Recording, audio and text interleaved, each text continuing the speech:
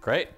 Well, welcome. Again, I'm Michael Goldberg. I'm the professor for the MOOC Beyond Silicon Valley, Growing Entrepreneurship in Transition Economies. This panel discussion, which we're doing today live at the City Club of Cleveland, is also being broadcast via Webex to our students from all over the world. We've got a great panel discussion, and the format of what we'll do today is that I'll ask each of the panelists, starting with our panel here in Cleveland and then going to Mehdi and Giovanni on the Webex, to just briefly introduce themselves.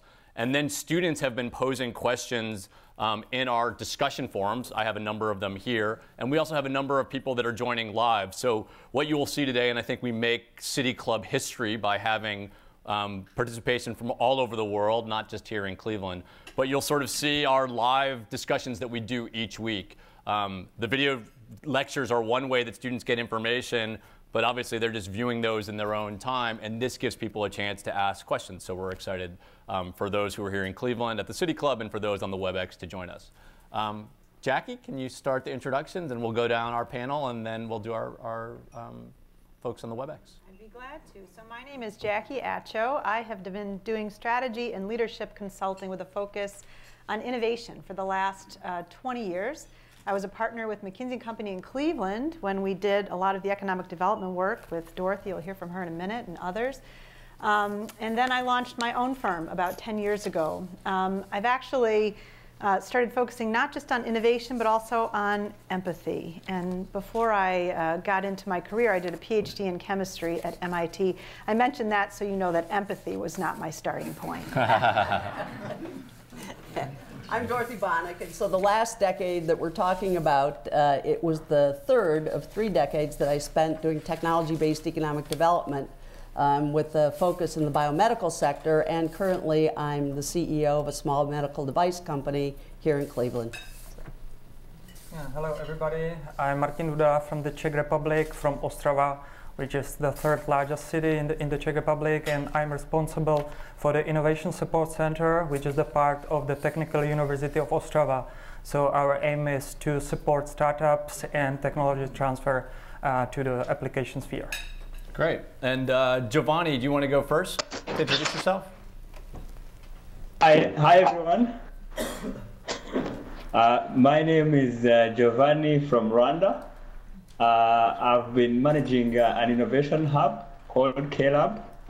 This is a tech hub that offers facilities to young entrepreneurs to develop their business ideas. So we've got a big community of slightly over 100 young entrepreneurs. That's what I've been managing for the last 1.5 years. But currently I'm doing a research on big data and predictive analytics here in Japan. And so I guess I'll join more to talk about the innovation hubs, which have sort of become common all over Africa. We now have over 100 tech hubs across the continent. Thank you. And thanks for staying up. I think it's 2 a.m. in Japan, so hopefully you had some good Japanese coffee. And Mehdi, can you introduce yourself, please? Yeah, hello, Michael. Hey, Jackie, Dorothy, and Martin. Hello, Cleveland. I'm Mehdi Sadegpour. I'm from Iran.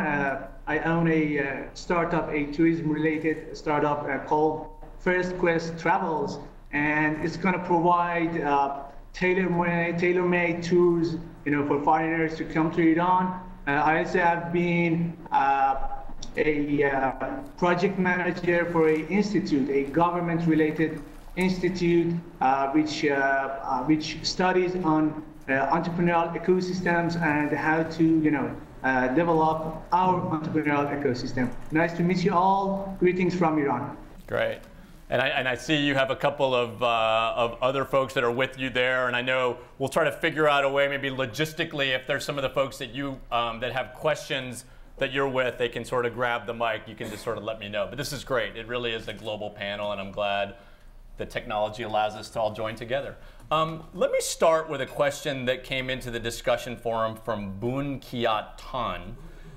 They stated that in many countries and states around the world, they're trying to emulate or create the next Silicon Valley, often with limited success. Is this a wise strategy, and why is that? So maybe, Jackie, you want to take us back to some of those early discussions in Cleveland. I mean, were we actually trying to replicate Silicon Valley or do something different here? So we were doing the work that you might expect, which is we were looking at economies that were thriving, and we were trying to figure out what they were doing that we should be doing. And one of the reasons we focused on tech-based economic development and started working with Dorothy when she was the CEO of Nortech is that we realized that the difference between us and Austin at the time and Silicon Valley and other places that we admired that were growing fast, that had jobs, is that we weren't participating in the technology economy the way these other cities were. And we weren't leveraging the incredible resources we have here, especially in universities and in medical research with the Cleveland Clinic and University Hospitals and others. So I don't think that we ever thought we wanted to be Silicon Valley. I think we thought we wanted to be our version of a thriving, flourishing ecosystem. And frankly, I think we can be better. I think we can have more innovation with soul here for lots of reasons. Dorothy. Yeah, so you want to be who you are, and we wanted to build on the rich heritage that we had in manufacturing, in medicine, in materials. You had to start someplace, and there were really many things that we had, but many of them had developed into very large companies, and we had just lost our ability to take risks on new things. And I think the technology revolution really was coming at that time, and we weren't going to become Silicon Valley. We were just going to build on the base that we had and hopefully do it better than anyone else did. And 10, 20, 30 years out, you can see the progress. And Martin, you're stopping in Cleveland before you head out to Silicon Valley this weekend. Maybe talk a little bit about the work that you're doing in Ostrava and how do you think about, I mean, in some ways, you've got Prague, and much like we have our Silicon Valley here, how do you kind of think about growing entrepreneurship in Ostrava? I think the reason why we are here in Cleveland is that we realize that we cannot be Silicon Valley, that it's really not for us possible to replicate that, and I think the Cleveland is quite similar to Ostrava. We are quite industrial city with a lot of steelworks, with a lot of mines. There's a tradition of that, and so you cannot close just that and to switch to IT sector or something like that. But there are new startups which really focus, for example, on these IT issues, electronics, and what we try to do somehow to combine this issue to make it interdisciplinary, so you can use computing in the mine sector, etc. So that's what we would like to focus on, and I think that Cleveland can show us quite good examples. Great. And let's go out to the Webex. Giovanni, I mean, there's been a lot of support in Rwanda for entrepreneurship, a lot of creative support. Maybe talk about this sort of Silicon Valley question and what you're doing in Kigali. Are people, I know like in some of the articles we've been exchanging, people seem to be reading Mashable and all the different things, TechCrunch, all the things that are happening in Silicon Valley, but is there that sort of realistic view that maybe you're not going to bring Silicon Valley as it exists today to Rwanda? Well, it's definitely not possible that you can bring create another Silicon Valley anywhere in the world, I should say. But like she mentioned, we're trying to be pragmatic in Rwanda. Rwanda's case is, I would say, is quite different. If you look at the size of the economy, the level of literacy, and the location, we're talking about completely different indicators. But what we've tried to do in Rwanda, as of our case, since K-Lab happens to be one of the pioneers in nurturing IT entrepreneurship, we've looked at things that work. We've, first of all, had an emphasis on how we could use technology in agriculture. So we definitely don't see anything like that in Silicon Valley, where people try to use ICT to solve challenges in agriculture. So the focus that we are having in Rwanda, yes, we could use the term like this is the next Silicon Valley, but it's to try and be pragmatic and see what works and what doesn't work. So at K-Lab, which began in 2012, we had almost every business idea come in. But consequently, we've seen progress. Like for example, recently we had a Milcom accelerator that took some of our startups for a 10% equity. And I wouldn't say that we're copying any model. It's trying more to see what works for our context. Great, thanks, Giovanni. And Mehdi, from your perspective and some of the work that you and entrepreneurs are doing in Iran, how do you sort of envision what's happening in Silicon Valley and bringing some of those lessons to the work that you're doing? And is it relevant? Yeah. Michael, actually, I'm going to quote from Dr. Eisenberg from Babson Entrepreneurship Ecosystem Project. He said in one of his articles, even Silicon Valley couldn't emulate itself, today. That's truly, that's true. And that's the case in Iran too.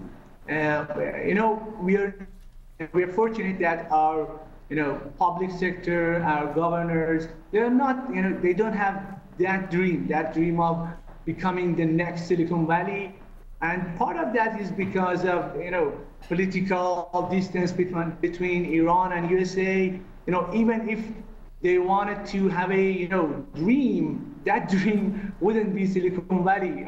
I guess it would be, somewhere in England or China or anywhere. And because of that, and also because of, good cooperation between academics and government, especially in recent years, especially in the recent 2 years, they don't have that dream. They are trying to tailor, make a tailor-made version of ecosystem that fits to Iran. That was actually my job when I was in that, research institute. We were trying to, give that vision, that's a beautiful suit. It's like a beautiful suit on Silicon Valley. That's a nice suit, but that doesn't fit to Iran. We're gonna, make a tailor-made version for Iran, and we're gonna, make it work. Great, thanks, Mehdi. Suzanne, was there someone who was joining the Webex, or should I take a question from the forum? I want to take a question. He's getting his video and audio up. Okay, let's talk about government. And I think this applies to all of our panels. So we had a question actually that came from the Czech Republic. Filip Sikora wanted to get some perspective from the panel about what kind of government support programs are good models of success. I mean, when we went into this kind of in Northeast Ohio, I mean, the state wasn't a huge player. At least they were, and maybe you can both sort of talk about it. I mean, how did you look at that government support as sort of an important leg of the stool in terms of what we did here? I think the State of Ohio Third Frontier program was absolutely pivotal, and I think it was a model program, and it really, parts of that should be studied and replicated elsewhere. And we did a lot here in Northeast Ohio to advocate for it and to shape it, and Dorothy Bonnick's the one who did the most, so you talk. Well, actually, we had state support for about 20 years in the Edison centers and the Edison incubators before Third Frontier. And it was really Richard Shatton who said, we're not doing this at scale. We've got to get to scale on this. And until we do that, we're not going to get the amount of money that we need to either invest in companies or invest in clusters. And so let's see how we can do that and get to scale over a long period of time. So it had to be scale and it had to be sustained. And that really was the model that we went and designed and fought for, and hopefully still exists, and we'll do more from here forward. Well, and the community organized itself around the funds that came in, so it acted like a glue, really, and then it actually created the environment where the Fund for Our Economic Future could grow up and match the funding, create match for the funding that was coming in from the state. So we sort of were doubling down on the things that were important and strategic. It was actually designed so you had to have match in order to do it. So the government wasn't just investing on their own. It was designed that for every dollar the government was putting in, you had to bring dollars from the community to match it, and that really was important. And we became very good at being competitive in getting those dollars. Martin, maybe you can talk about, from your perspective in Ostrava, both the role of the Czech government, so what's happening at a regional level in terms of support for your accelerator and some of the work you're doing, but also the role of the EU and funding some of their programs and how that has worked. The main financial instrument how to support startups in the Czech Republic for the time being are structural funds of the European Union. Some programs are of course good, some cannot be maybe considered to be effective. So let me just mention maybe one which I think it's quite good. It's the program of Czech Invest, and it's financed by the European Union, and it helps new startups to penetrate to foreign markets. So that's, I think, what is good. And for example, because of that program, our startups can go to US and to see how the work can be done. And the regions realize that supporting innovation and startups is really important, and so more and more money is focused on supporting this field. There are financial instruments like, how is it called, innovative vouchers. It means that the company gets money for cooperation with the university. He must ask for the services at the university, and he gets some grants for that. And I would like to also mention that, for example, our region supports Startup Accelerator. So what we run, the accelerator, it is financed by our university, but the region gives also some funds for that. Okay, great. I mean, Giovanni, the ecosystem in Rwanda has been supported both through government support and then also through foreign donors. What do you think government in Rwanda is looking to get, or supporters of entrepreneurship in Rwanda are looking to get out of their support? What is their measurement of success? Well, our case in Rwanda is to do mostly with our president, who is now mostly known to be the digital president, His Excellency Paul Kagame. He's so much enthusiastic about technology. He's the co-chair of ITU. So what we've heard in Rwanda is the government has pretty much invested a big part in the infrastructures and setting up the fiber optic cables across the entire nation and data centers. But then what they've been keen on is not to get into the actual hands-on nurturing of businesses, because quite often, like the hub that I was managing, K-Lab, which is partly funded by the government always said that let us keep doing the business because they don't want to attach the government bureaucrats onto us. But they are ready to help us, but there should be a separation between how we handle our businesses and how the government handles the accountability and the processes that sometimes take long, because in innovation industry, speed is of essence. So you need to know how you need to have the flexibility to make quick decisions. Regarding the measure of success, it's on 2 points. So one is the government wants to know how many number of jobs you're creating, and how long are the companies that you're incubating going to take before they begin paying taxes. So it's the main measures of success that we've been having with the government. But in terms of coming in to have a control over how we nurture the business, the government made the right decision not to come in because it would be bureaucratic. Great, and then let me get you in the conversation, and then we'll go out to the Webex. Maybe you can talk about the role of government in Iran in supporting entrepreneurship. Yeah. Michael, actually, do you have my voice? Yeah, we can hear you. Yeah. Actually, all our governments, all our former governments have been trying and spending money, to support entrepreneurship. But the main problem is they're not spending it right, and that's because of they don't have that true concept of entrepreneurship. I mean, if you translate entrepreneurship to Farsi, to Persian, it means creating jobs. And that's a problem, because they don't get that high aspiration, concept of startups. And because of that definition, they are spending money on where they shouldn't be. But recently, especially after election of President Rouhani, it's been better. We have a organization by supervision of Vice President himself, called National Innovation and Prosperity Fund. It's have a 1%. It's like I guess its budget is 1% of total national budget, and they're recently trying to support IT-based, internet-based businesses as well. I guess I feel that it's going to be better. It's going to be much better. Great, thanks, Mehdi. Let's go to the Webex, and Suzanne, I believe we have a question. We do. We have Arjan, and he's joining us from Dusseldorf, Germany today.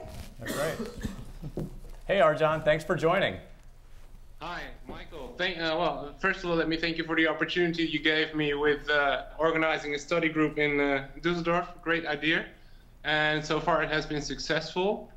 The question I had for you and the panel is actually about creating such a startup-oriented, successful city like you've done in Cleveland. It almost sounds like we're competing with others, but actually we would prefer to collaborate with others. How can we ensure that by being successful, we can draw in other cities and other regions and show them we are not trying to take jobs from them? Great question, Arjan. Jackie, you want to take it? That's a great question. I mean, this is a global world, right? We're having a global conversation here today, right? So, I mean, none of this can be insular. And the beautiful thing about all the technology that we have today, the internet technology, social media, is that you can find like-minded people. You can find suppliers, you can find customers, you can find collaborators all over the world. And you don't need to necessarily even have a big physical building like we used to have when we started a company and counted as success how many people we put in seats and cubicles. So it's a very different world, and I think that searching for collaborators through the technology we have is just right. Any other panelists want to reflect on that? I totally agree with Jacqueline because, for example, we have some startups we would like to launch their team, and we don't have the programmers to join these teams, etc. So we are looking into other cities, into other universities. So it's not the competition; it's really cooperation about gaining smart guys into our startups. Mehdi, do you want to reflect? I mean, Iran, being an entrepreneur in Iran has some challenges in terms of collaboration with others around the world. How do you do this? I mean, how do you sort of be an entrepreneur in Iran, and kind of given Arjan's question, how do you find partners and others to collaborate with in a constructive way? Yeah, actually, I'm with Jackie in this one. Jackie was totally right. We are, in a totally globalized world. We are too interconnected to avoid. We cannot avoid others. And it's not like before that we're gonna compete like we're in Tehran gonna have a successful community, you in Tabriz won't have. It's not like that. And I guess today's world is much collaborating. Right now, I'm collaborating with you. I'm reflecting with you. And we are doing this together. And I guess the question that Ariana, if I pronounce his name correct, asked is kind of not the matter today in today's world. We're too interconnected to avoid. We cannot avoid each other, and that's my opinion. Great. Jackie, one more point? Well, okay. I was going to say, I mean, I think actually seeing you on camera like this helps us understand, for those of us who haven't had the chance to travel to Iran, and by the way, my family's from Iraq, so we're sort of cousins. Seeing you gives us a chance to understand you a little bit. And so I think social media used well builds global empathy. And the MOOC, when we participated in the discussion boards and talked with people from everywhere, from Pakistan to Brazil to Rwanda, we saw more about how much we have in common than how different we are. And I think that helps. The technology really helps with the collaboration that way. Great. We have another question from the forum. We have a question from Irfan. Is it possible to create a virtual Silicon Valley that extends the Silicon Valley, Cleveland, and global best practice tech economies globally? For example, accelerating startups and entrepreneurial support through online U.S. models, assuming jurisdictional requirements of the U.S. funders are met. Sure, maybe even let's broaden it. I mean, Giovanni, you're running a Rwandan seed accelerator sitting in Japan doing a Webex in Cleveland. You may be well positioned to ask that. Any thoughts from you, Giovanni, on that question of sort of building some of these global models? Well, that's an interesting question. But like you just said, we're in a globalized economy. So everything can be done with wherever you are. So like if I reflect on what we're having in Africa, we have a platform called AfriLabs. So it brings together close to 55 tech hubs. And what we do is we meet annually once, but most of the discussions are done on emails. If you check on our website or our blogs, you'll often find the discussions regarding how the different hubs can collaborate. And regarding the challenge or the question, the notion of competition or collaboration, for the case of Rwanda, we've only focused on having quality and letting the forces of the market determine. So in that regard, we have the Carnegie Mellon University with physical presence in Rwanda, offering master's degrees in computer science. And of recent, they launched LTE in partnership with the Korean Telecom. And we've had an accelerator that is funded by Milcom, which is a $6 billion company. So us, what we're looking at is let us provide quality services and quality facilities and let the market play its role. So that's the kind of philosophy that the Rwandan government is. By the way, it also is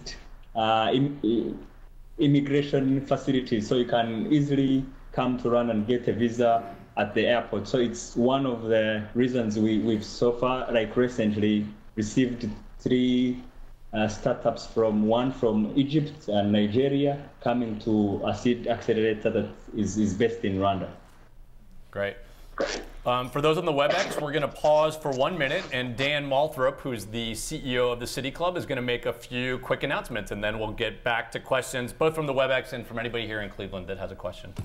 Hello, I'm Dan Malthrop, Chief Executive here at the City Club of Cleveland, and today at the City Club, we're enjoying a special panel discussion. It's MOOC-tastic, as a matter of fact, based on the massive open online course, Beyond Silicon Valley, Growing Entrepreneurship in Transitioning Economies, taught by Michael Goldberg. Our panel discussion today is featuring Dr. Jackie Atcho, President of the Atcho Group, Dorothy Bonnick, President Emeritus at Nortec, Martin Duda, Director of the Innovation Support Center at the Technical University of Ostrava, and Giovanni Natoba, General Manager at K-Lab from Rwanda and apparently Japan, Mehdi Sadegpour, an entrepreneur from Tehran, and also everybody sitting behind Mehdi in Tehran. Our moderator, as I said, is Michael Goldberg. He's Visiting Assistant Professor of Design and Innovation at Case Western Reserve University's Weatherhead School of Management. That is a big panel, Michael. We welcome all of you here and those joining us via WebEx and also our live webcast, which is supported by the University of Akron. Be sure to tune into our Friday forums and other programs that are brought to you on 90.3 WCPN, WVIZ PBS, and 104.9 WCLV. That's IdeaStream. They're our primary media partner, or one of the many other radio stations across the country that carry our programs. Television broadcasts of the City Club are made possible by PNC and Cleveland State University. On Friday, November 14th, we are pleased to welcome Richie Paparinen from Cleveland State University's Maxine Goodman Levin College of Urban Affairs and the Center for Population Dynamics. He'll be discussing Cleveland's population growth and the demographic changes that are currently underway, some of it very related to what we're discussing today. For more information about that program and any of our upcoming or past programs, please visit us online at cityclub.org. Today's program is part of our Startups at the City Club series. It's sponsored by Drummond Road Capital, Hatch, Hatch Partners, and Flash Starts. We thank you very much for your support. Our community partner for today's program is Case Western Reserve University's Weatherhead School of Management. Thank you so much. We welcome guests at tables hosted by Cuyahoga Community College, Case Western Reserve University, International Visitor Leadership Program, and John Carroll University. Thank you all so much for your support and for being here today. We also welcome students to today's program. Joining us are students from Gilmore Academy and West Geauga High School. Thank you so much for being here.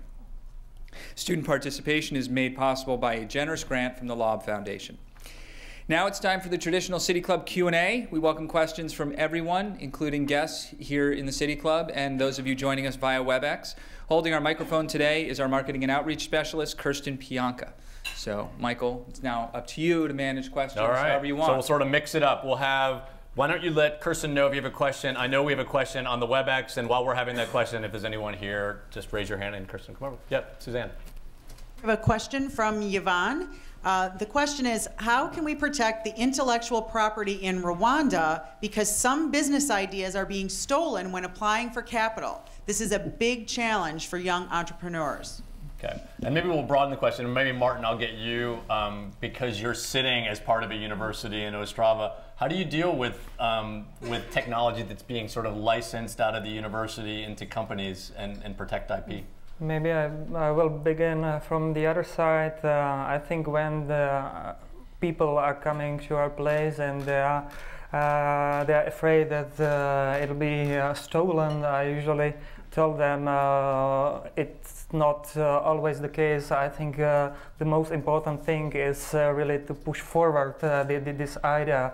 You have to have the team to go on, and usually the ideas are not stolen. But of course, there are technologies which should be protected, and in this regard, we are running a center for technology transfer in the Innovation Support Center, and we had patent attorneys who are able to make this protection. So of course it's hard to protect all over the world, but we try to manage to protect our main areas of interest. So it means Europe, USA, now there are some patents already in Japan, etc. So that's our strategy. And Jack, you spent time, I know, helping some universities here think about technology transfer. Any reflections on this sort of broad global question? Globally, I don't have a lot of experience, but this is where I get very grateful for the U.S. Patent and Trademark Office and the lawyers who help with copyrights, trademark protection, patents. I mean, we really, without that system, this country couldn't have been what it is today, and it continues to be very strong. And I have to say, having recently applied for copyrights and trademarks myself, it's remarkably fast. Like, it's, our government in that particular arena works remarkably fast. So. And maybe one other approach to it is to think about everyone has ideas, but it's really about, can you build something around that idea that's a business? Can you find the markets, and can you execute that idea in a way where you're building a growing business? And so people can steal ideas, but not everyone can execute around them. So sometimes it's just, you know, the faster you can get to market and find it, it'll be fine. Great. And let's go to a local question here. Yes, my question really has to do with government and nonprofit initiated startups. The record has been fairly dodgy with big, with the exception of the University of Wisconsin and some unusual cases. Universities and healthcare institutions have not been effective at creating profit from their intellectual property, from their startups. And the question I would ask is you've talked a lot about ideas that come out of institutions and governments picking winners. What can we do locally to encourage a business guy who's got an idea and who's out in the market somewhere, he's filling a need, rather than exploiting a technology? And it's what can we do to be more effective at this? I think in Cleveland, that's been one of our most difficult problems.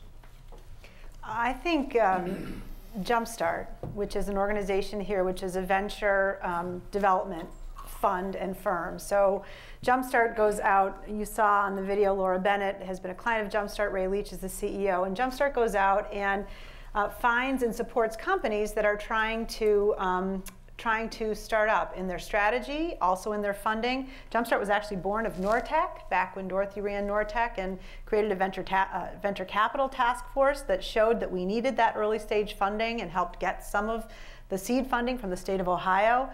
And that has been going on for 10 years, 7 years.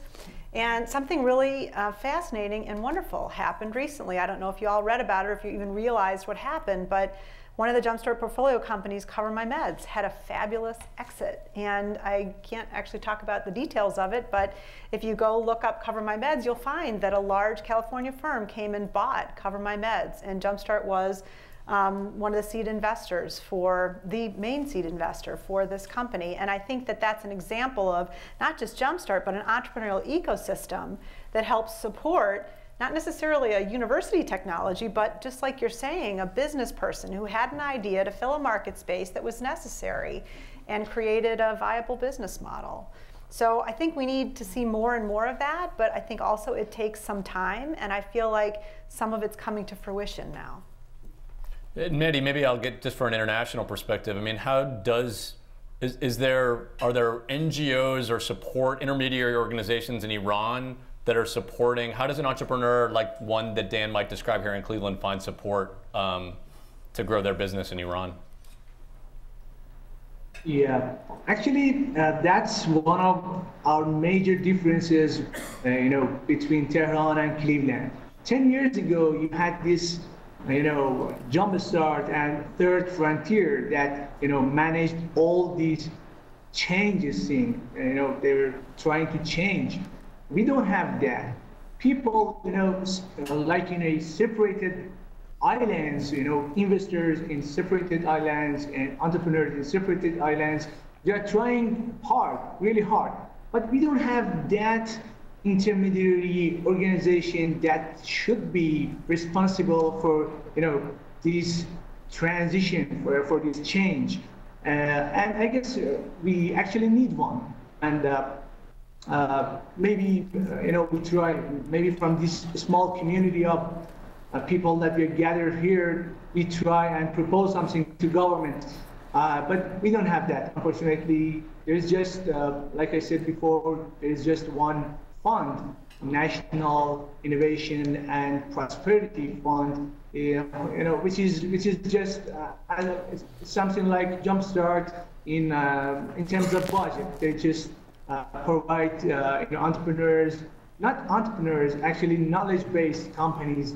They defined 69 categories recently, including ID-based businesses, and they provide funds, better say grants. They provide grants to them, and that's it. That's just what we have here.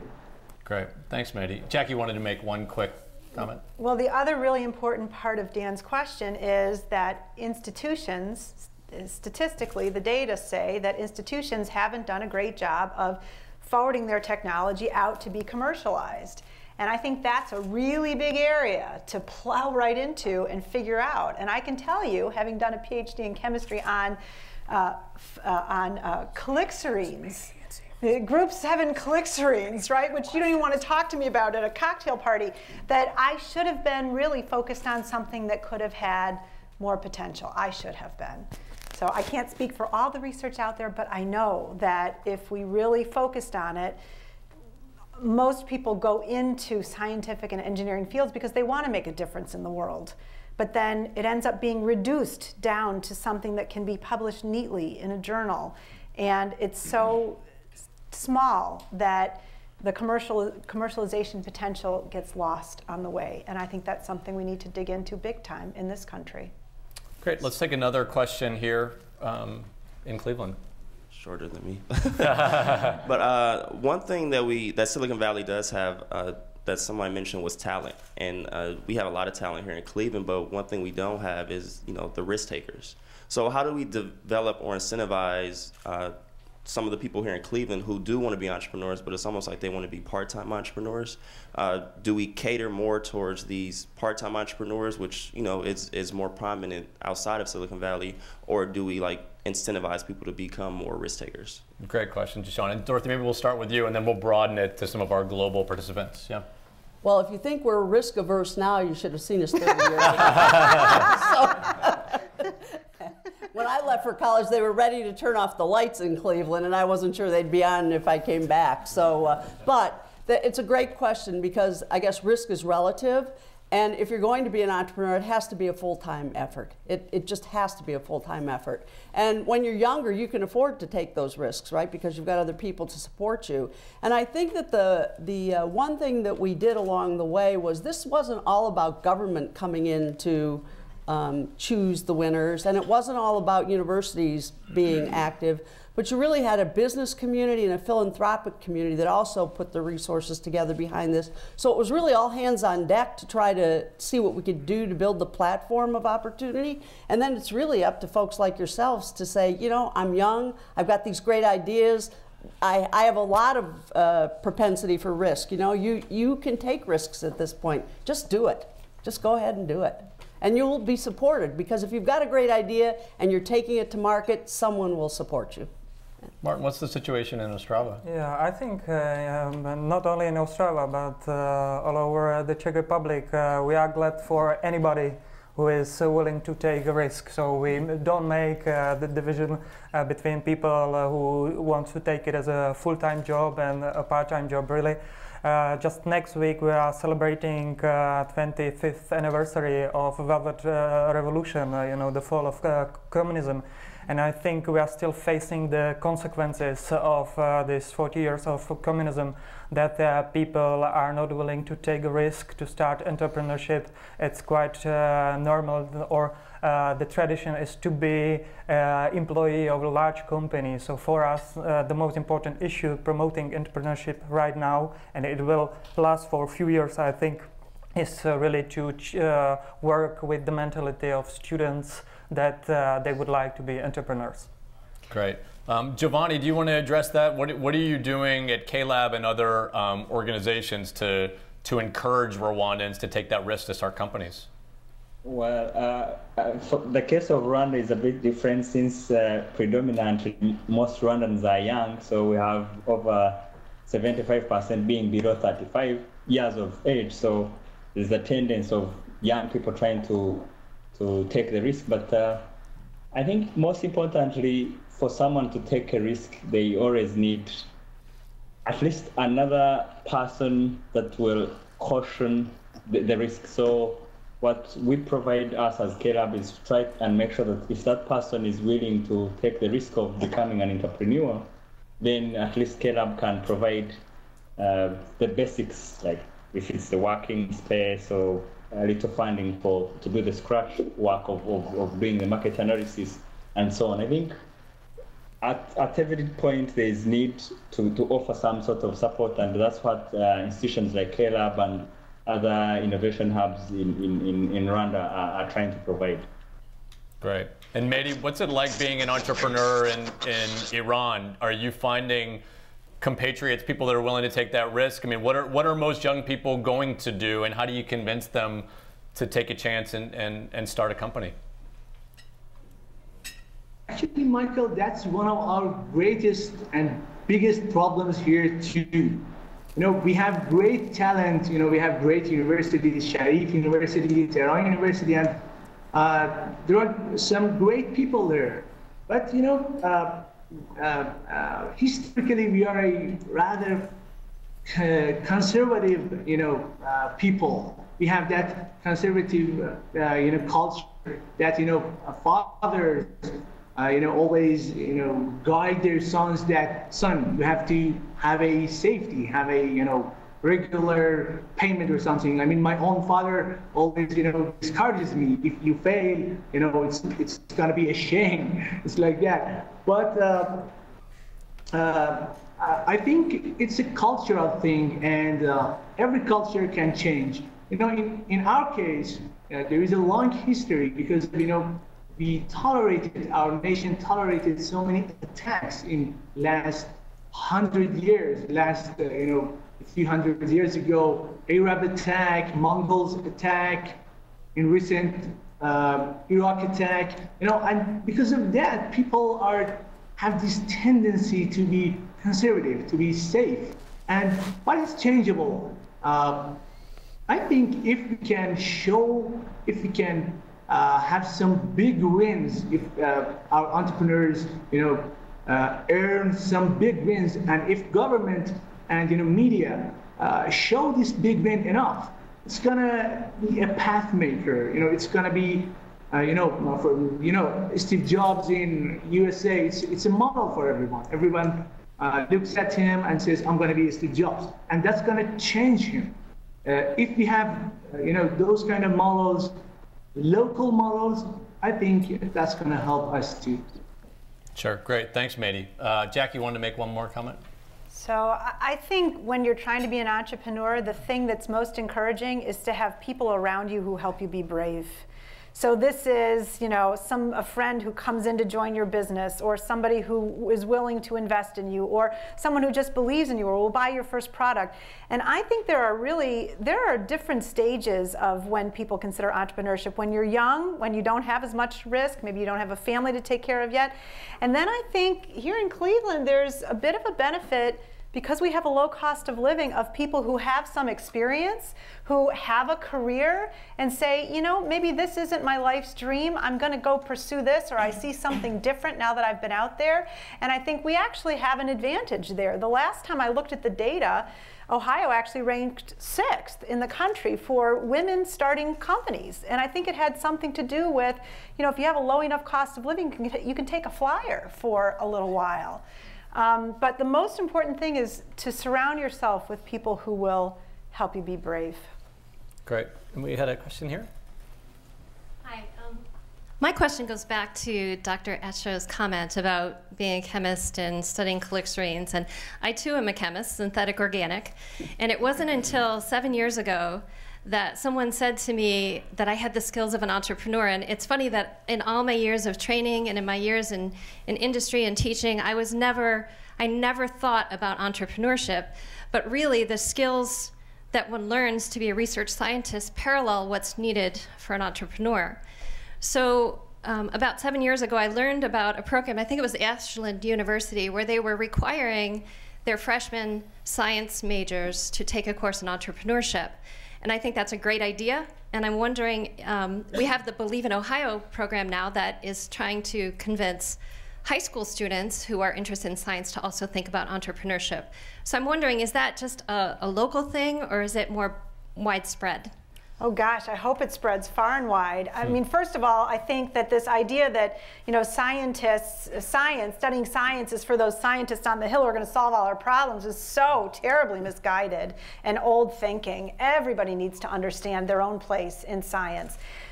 People who study science, what they learn really is how to think. Design thinking, like our professor of design here. Thinking with the end in mind, hypothesis-driven problem solving. That's precisely why McKinsey plucked so many technological PhDs at the time that I went to the firm. So I think there's a lot really to be learned by going back and forth between science and business. And I mean, that's what I've done for 20 years, and I know there's a lot of power in it. So good for you.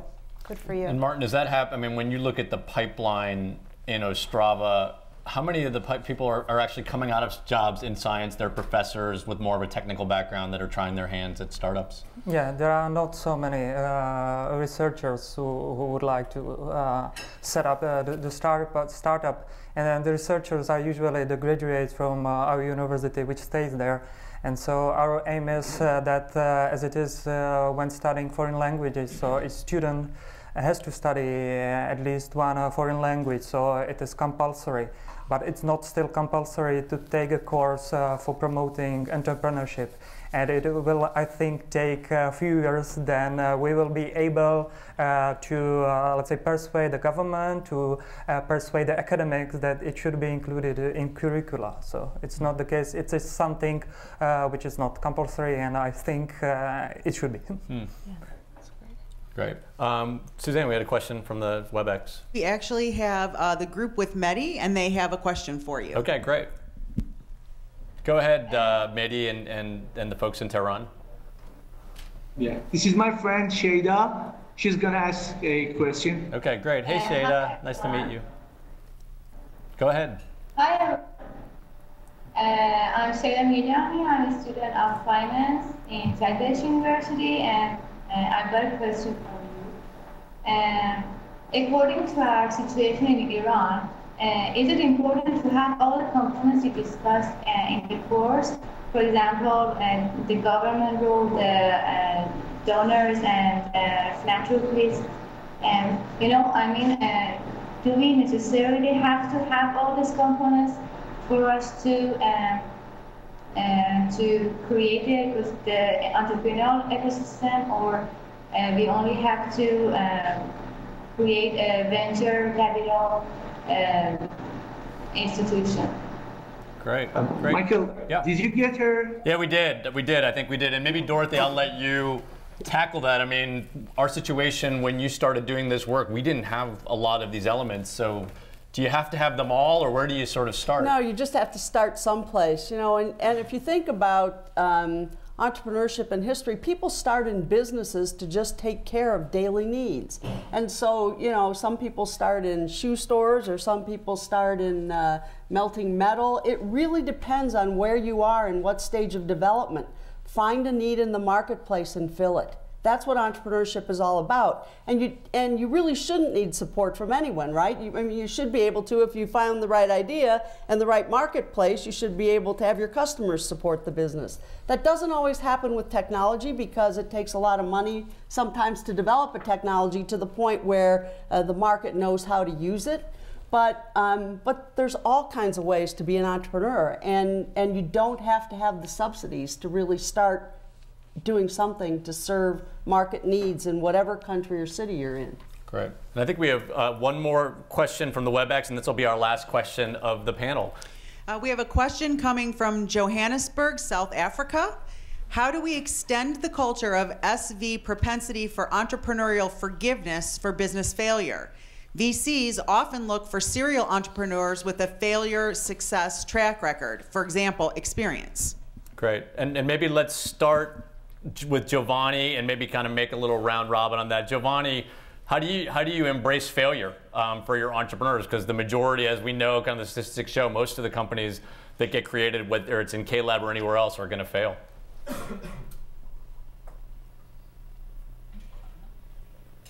The failure notion is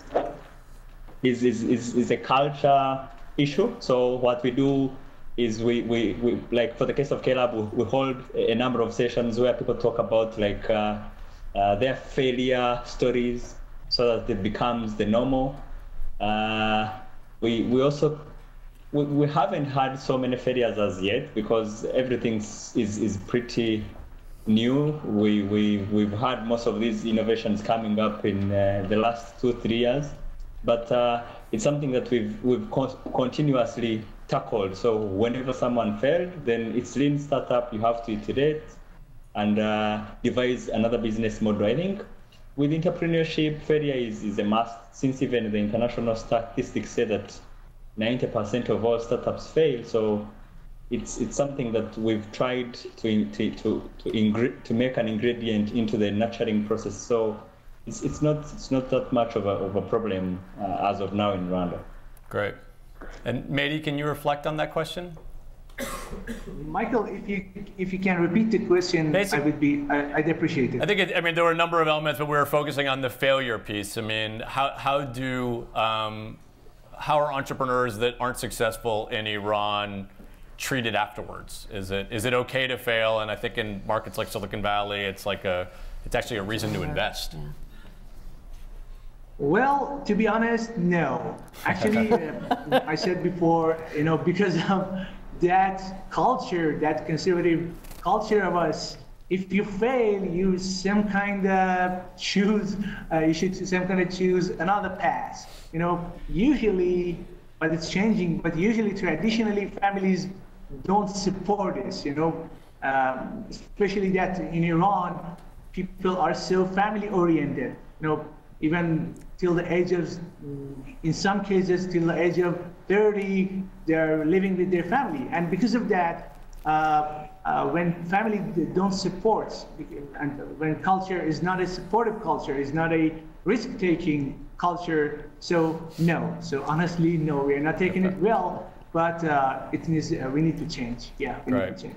Thanks, Mehdi. And because this may be the last time as we kind of go through this round robin, if you wouldn't mind telling, because I think it's amazing, if you can tell the Webex and the people here how you learned English, I think it's a great story. Yeah, actually, I've told you before, I've learned English by watching, you had a TV series back in '90, Friends. I learned English by watching it.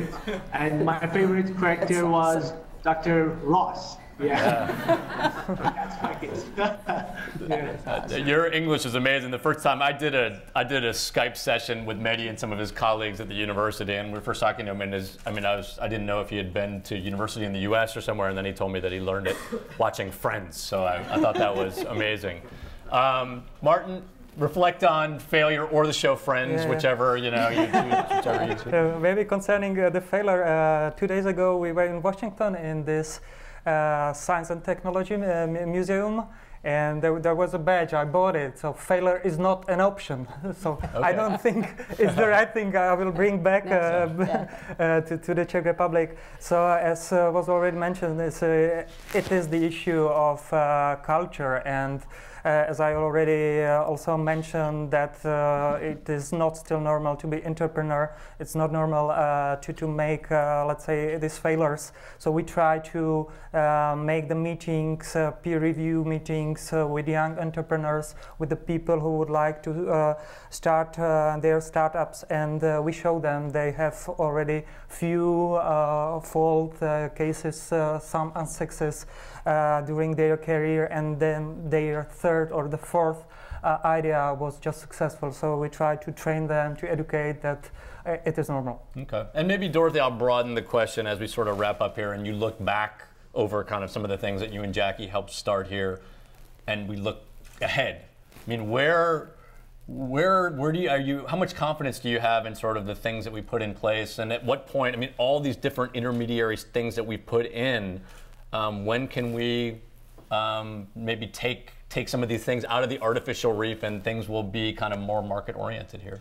Well, every day you have to be more market oriented, and what you hope is that the entrepreneurial ecosystem that you build in whatever community will thrive and grow. But I'm going to go back to a comment I made at the beginning where never forget where you came from. So you've got assets in this community, and each one of you have been exposed in a very different way. I go to work every morning in a building about 10 blocks from where my family, this is going to make me emotional, and it never has before, about 10 blocks where my family was a foundry family. And my dad made sand castings and he poured metal in them. And I go to work every morning in a multi-tenant facility in that same neighborhood, and I moved downtown so I could walk to that facility.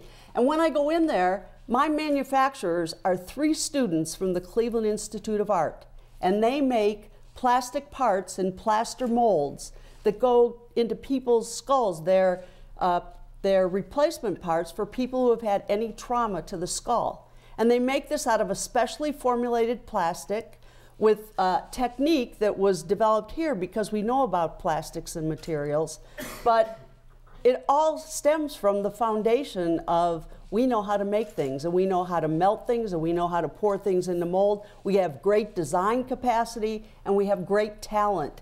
And you've got that all over the world. Just always remember who you are. Great.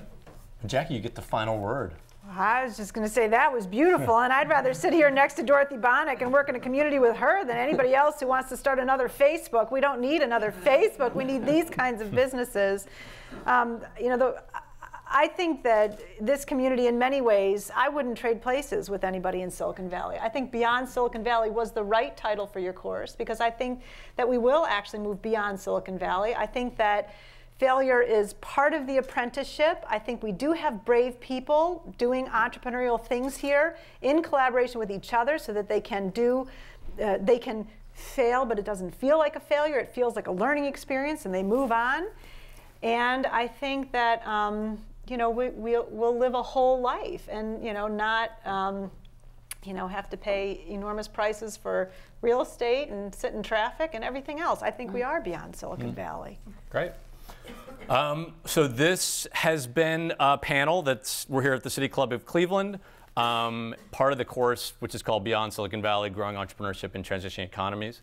This is actually the final week of this session. For those of you who missed this session, we're running it again in May, so May 1st, and it's free for everybody. If you came to the City Club today, you get to go join for free. No, it's actually free for anybody. And for those of you who are on the Webex and were students in the class, I really want to thank you for the work that you've put in. The students put a tremendous amount into the course. They don't get a degree from Case Western, at least sort of yet in the current construct, but they're contributing assignments each week and contributing to the forums, and it's really amazing. And this kind of a dialogue that we're having here today and sharing with you at the City Club is something that's actually happening every day in the MOOC. I wake up every morning and check the discussion forums, and people are exchanging ideas, and it really has been an awesome experience. So I want to thank Martin, Dorothy, Jackie, Mady, and Giovanni. Giovanni, hopefully you can get some sleep now at 3 a.m. And this concludes I'll make sure Dan doesn't have anything else. Thanks, ladies and gentlemen. The forum is now adjourned.